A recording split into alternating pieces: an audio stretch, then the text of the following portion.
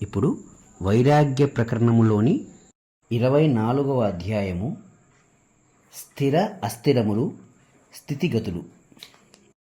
యత్ చ ఇదం దృశ్యతే కించిత్ జగత్ స్థావరజంగమం తత్సర్వం అస్థిరం బ్రహ్మన్ స్వప్న సంగమ సన్నిభం.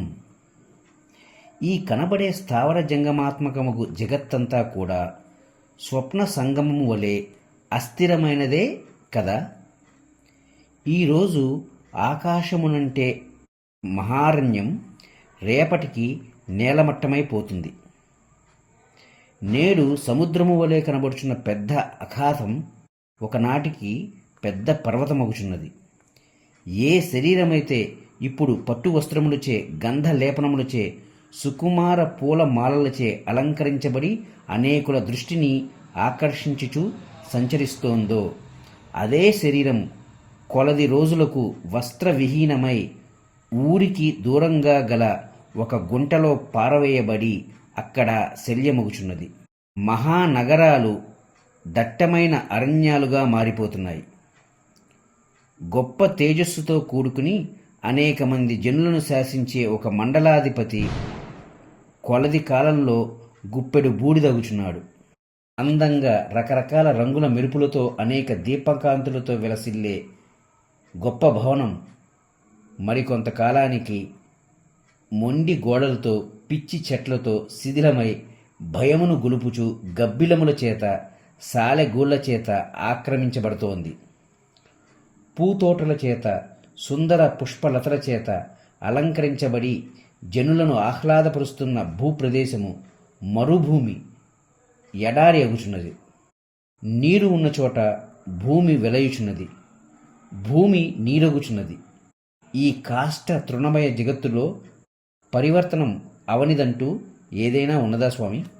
ఈ బాల్యం, ఈ యవ్వనం, ఈ శరీరం, ఈ ద్రవ్యములు ఇవన్నీ అనిత్యములే అయి ఎప్పటికప్పుడు నిరంతరం జలతరంగాల వలె మరొక స్థితిని పొందుతూనే ఉన్నాయి. ఈ జీవితమే గాలిలో దీపం వంటిది. ఇక దేని గురించి ఏమని చెప్పుకోవాలి?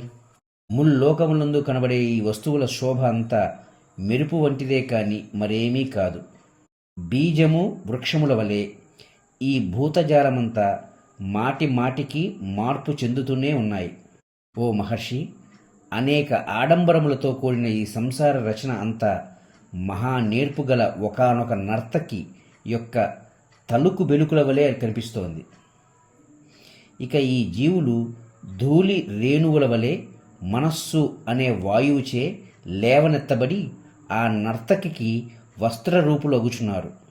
వీరంతా స్వర్గ నరక భూ పాతాల లోకములకు రావటం పోవటమే ఆమె అభినయం. ఎక్కడికక్కడ క్షణభంగురమైన అనేక కార్యక్రమములు, ఎన్నెన్ని వ్యవహారములు, ఇవన్నీ ఆ నర్తకి యొక్క చెంచల నేత్రముల వీక్షణములే అవుతున్నాయి. ఈ ఎదురుగా కనబడేదంతా గంధర్వ నగరంలాగా మహాభ్రమను కలుగజేస్తోంది. ఆహా, ఇదేమి నృత్యం, ఇదేమి సంచలనం, ఏమి చంచలత్వం! ఈ రోజులు, ఈ సంపదలు, ఈ క్రియలు, ఈ మహాపురుషులు, ఈ అధికారములు ఇవన్నీ ఏమైపోతున్నాయి? క్షణంలో దృష్టిపదం నుండి దాటిపోతున్నాయే. ఇక మనం మాత్రం ఇట్లే ఉంటామా? లేదు. క్షణకాలం కనబడి మరల ఎటో పోయేవారమే కదా. ప్రతిరోజు తెల్లవారుతోంది, క్షయించిపోతోంది, మరల ఇంతలోనే ఎచ్చటి నుండో ఉత్పన్నమవుతోంది. ఈ పాడు సంసారానికి అంతు ఎక్కడో చెప్పండి. హే ప్రభు, మనుష్యులు పశువులు అగుచున్నారు, పశువులు మనుష్య జన్మలెత్తుచున్నారు. దేవతలంతటి వారు తమ దైవభావమునే విడచివేస్తున్నారు. ఈ జగత్తంతటిలో స్థిరమైనదంటూ ఏది ఎక్కడ ఉన్నది? అటు సూర్యభగవాను చూడండి. అతడు తన కిరణములతో మాటి మాటికి రాత్రింబవలను కల్పిస్తూ సర్వభూతముల ఉత్పత్తి వినాశములకు సాక్షి దర్శనమిస్తున్నాడు. ఇంతలో క్రమక్రమంగా తాను కూడా కరిగిపోతూనే ఉన్నాడు. బ్రహ్మ, విష్ణు, మహేశ్వరులతో సహా ఈ జీవులందరూ నీరు బడబాగ్నిలో ప్రవేశిస్తున్నట్లు వినాశము వైపుకే పయనించుచున్నారు.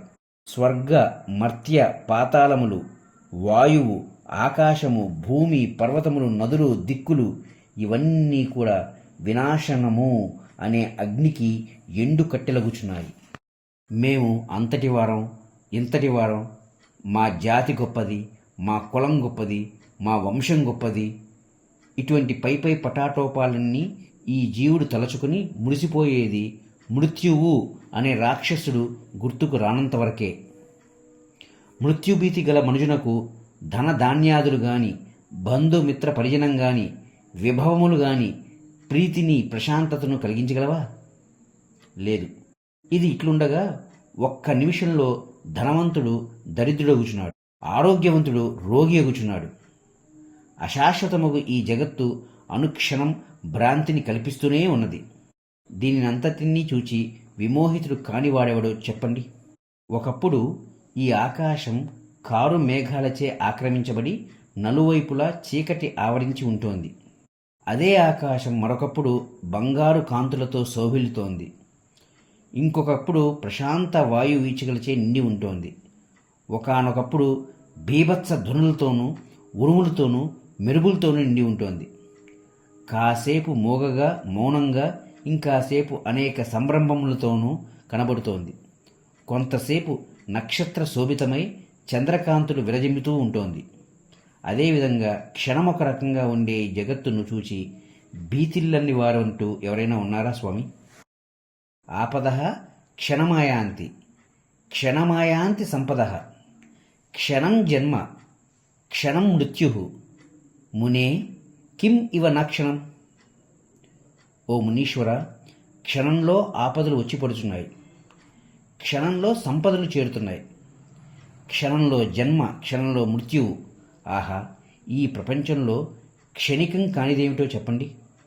అయ్యో భగవంతుడా, ఈ దృశ్య జగత్తులో కనిపిస్తున్న వస్తువులన్నీ కూడా ఇతఃపూర్వం ఒక విధంగా ఉన్నాయి, ఇప్పుడు ఒక విధంగా ఉంటున్నాయి, ఇక ముందు ఇంకొక రకంగా ఉండబోతున్నాయి. వీటిలో స్థిరము, ఏకము, సద్రూపము అయినట్టి వస్తువు ఒక్కటి కూడా లేదు కదా. మట్టి ప్రతి చెట్టు అగుచున్నది. ఆ వృక్షమునకు కాస్తున్న ప్రతి కాయలు ప్రతి అయి అటుపై వస్త్రమవుతోంది. ఆ వస్త్రము గర్వితములైన శరీరములను ఆచ్ఛాదించి కాలక్రమాన మట్టిలో కలిసిపోతోంది. చూచారా, మార్పు చెందని వస్తువు, మార్పు పొందని వస్తువు అంటూ ఎక్కడా ఏదీ లేదు. ఈ దేహాభిమానియగు జీవుని పట్ల జన్మ, స్థితి, వృద్ధి, పరివర్తనము, అపక్షయము, వినాశనము ఇవన్నీ రాత్రింబవళ్ళు నిరంతరం ప్రవర్తిస్తూనే ఉన్నాయి కదా. ఇది ఇట్లా ఉండగా ఇంకెన్నో చిత్ర విచిత్రాలు. బలహీనుడు బలవంతుని చంపుతున్నాడు, ఒక్కడు నూర్గురిని మట్టు పెట్టుచున్నాడు, నీచులు ప్రభువులు అగుచున్నారు, గొప్ప విచక్షణా జ్ఞానం ప్రజ్ఞా కలవారు చేయునిది లేక నిస్సహాయులగుచున్నారు. జగత్తంతా పరివర్తనామయమే. జలంలోంచి తరంగాలు లేస్తున్నాయి.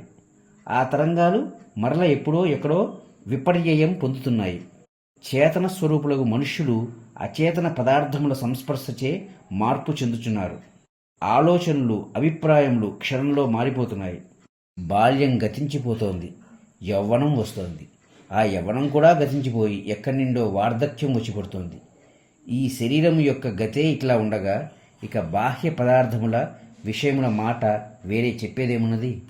క్షణం ఆనందితాం ఏతి, క్షణం ఏతి విషాదితాం, క్షణం సౌమ్యత్వం ఆయాతి, సర్వస్మిన్ నటవన్ మనః.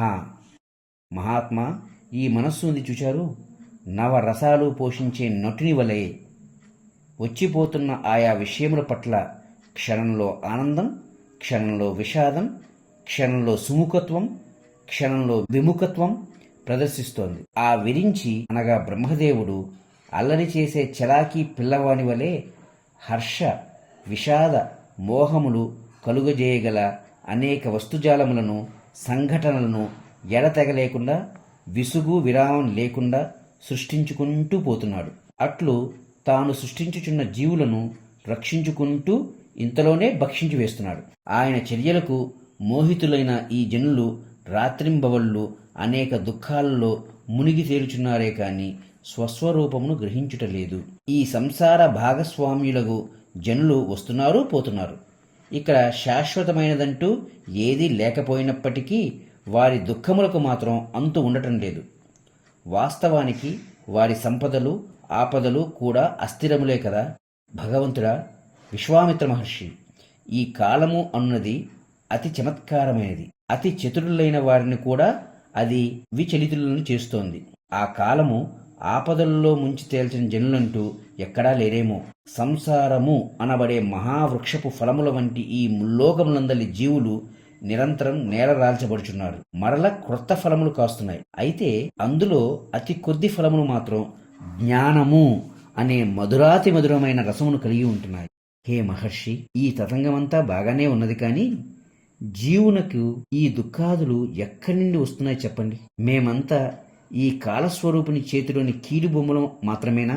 అయ్యో, జ్ఞానదృష్టిని దూరదృష్టిని కలిగి లేకుండానే జీవించి వేస్తున్నామే. అందుచేతనే ముందు ముందు ప్రాప్తించబోయే స్థితిగతులను తలుచుకున్నప్పుడు దుఃఖమునే పొందుతున్నాం.